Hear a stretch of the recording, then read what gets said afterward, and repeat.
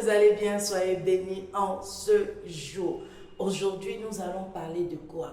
De comment planifier son année 2023. La Bible déclare dans Proverbe 16, le verset 3, la Bible dit: remets tes affaires à l'Éternel et tes pensées seront accomplies. Remets tes affaires à l'Éternel et tes affaires seront accomplies. Donc, il est important qu'en cette année 2023, tu puisses être une personne qui planifie son agenda de 2023. On ne doit pas être comme des personnes qui sont folles ou bien des fous qui sont là ou bien qui vivent le jour le jour. C'est pas bon de vivre le jour. Il est important que tu planifies ton agenda de 2023. Et comment planifier son agenda de 2023? Tu prends par exemple ton carnet, tu prends un cahier, tu peux prendre un agenda ou bien tu prends par exemple un calendrier ou par exemple tu peux faire un programme sur chaque trimestre, chaque 3 mois. Et quand les 12 mois, on divise par 3. Donc de janvier, février, mars, tu as un programme bien défini. De avril, mai, juin, tu as un programme bien défini. Donc chaque 3 mois, tu te mets en tête que voilà, en janvier, février, mars, j'ai tel programme à faire.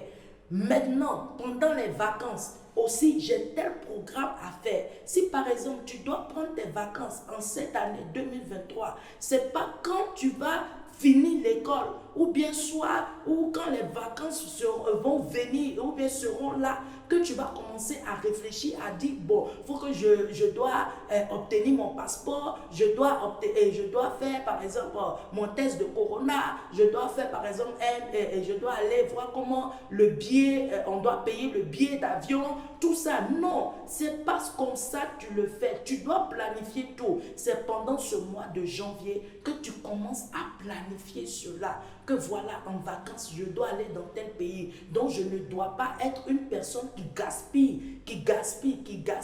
Non, tu ne dois pas être une personne qui gaspille. Parce que si tu gaspilles, comment tu vas passer tes vacances comme il se doit? Non, tu ne vas pas compter sur une personne. Mais c'est sur toi-même, ta propre poche et tes propres revenus que tu dois compter. Oui, c'est comme ça. Donc, ça veut dire quoi? Que tu dois être une personne qui planifie. Et si, par exemple, jusqu'à en fin d'année, ou bien soit, par exemple, tu es une personne, tu veux, par exemple, faire sortir un livre, ou bien soit, par exemple, tu veux construire une maison, ou bien soit, par exemple, tu veux, par exemple, peut-être acheter un terrain, un bien immobilier, ou bien, quel que soit, par exemple, une voiture, quel que soit ce que tu veux faire en cette année 2023, il est important que tu puisses prendre un cahier, un carnet et tu écris cela.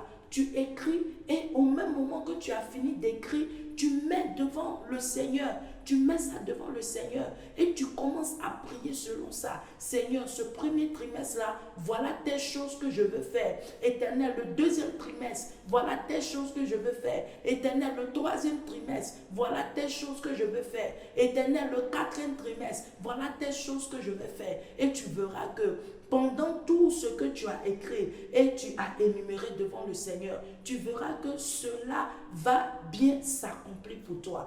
Donc, c'était ce que j'ai voulu partager avec vous. Ne soyez pas des personnes qui vivent le jour, non. Soyez des personnes qui soient organisées. Soyez organisés, que ce soit dans vos maisons, que ce soit dans votre famille, que ce soit dans toi-même, ta propre vie, dans ton travail. Il est important que tu sois une personne organisée. Ne sois pas désorganisée et ne fais pas les choses le jour, mais sois une personne qui planifie les choses. Et les personnes qui planifient les choses, ils ne font pas les choses n'importe comment. Ils ne vont pas, par exemple, je donne un exemple, ou par exemple, tu veux aller, par exemple, pour aller acheter un fauteuil, et tu arrives au lieu d'acheter le fauteuil, ou tu ne vas plus acheter le fauteuil, c'est habit que tu vas acheter, ou bien tu vas acheter une télévision. Non, ça c'est une personne qui est désorganisée. Oui, c'est une personne qui est désorganisée. Tu as un but précis,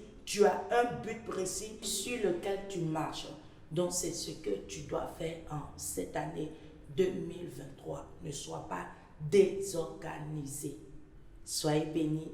C'était Vie Glorieuse avec Essenam Oti. N'oubliez pas de partager, de liker, de commenter. Et encore bonne année 2023. Soyez bénis. Bye bye.